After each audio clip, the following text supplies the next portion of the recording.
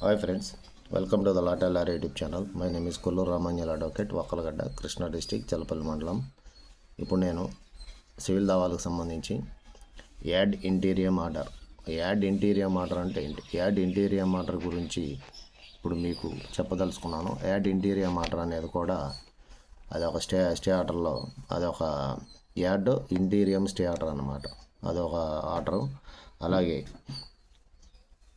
ఈ యొక్క interim order అనేది 39 rule 1 and 2 and section 94 section 151 of సిపిసిలు ఈ యాడ్ ఇంటీరియం ఆర్డర్ అంటే ఏంటి, దాని యొక్క ప్రాముఖ్యత, దాని యొక్క విధి విధానాల గురించి తెలియజేస్తున్నాయి.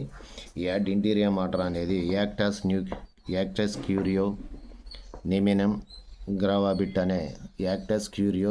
గ్రావాబిట్ అనే సూత్రం మీద ఆధారపడి పనిచేస్తుంది ఈ యొక్క యాడ్ ఇంటీరియం స్టే ఆర్డర్ అనేది. దానికి ఈ యొక్క యాడ్ ఇంటీరియం స్టే ఆర్డర్ యొక్క అవి 2 రకాలుగా ఉంటాయి. చర్యలను ఆపడానికి నిరోధించే ఆదేశాలు, ఏమన్నా వర్కులు జరుగుతుంటే వాటిని నిరోధించే ఆదేశాలు ఇవ్వడానికి, అదేవిధంగా యథాతథ స్థితిని కొనసాగించడానికి నిషేధ ఉత్తర్వులు జారీ చేయటం.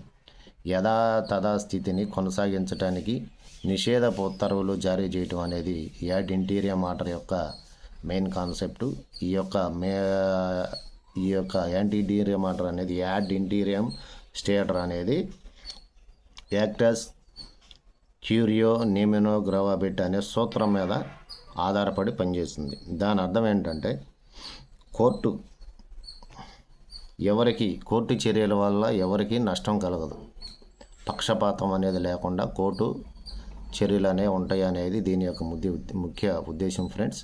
యాడ్ ఇంటీరియం స్టే ఆర్డర్, ఈ యాడ్ ఇంటీరియం స్టే ఆర్డర్ అనేది స్టే ఆర్డర్లో రెండవది, చాలా ప్రాముఖ్యత చెందినటువంటి ఆర్డర్ ఇది. సో ఫ్రెండ్స్, మరో వీడియోతో మళ్ళీ కలుస్తాను ఫ్రెండ్స్. Until then by.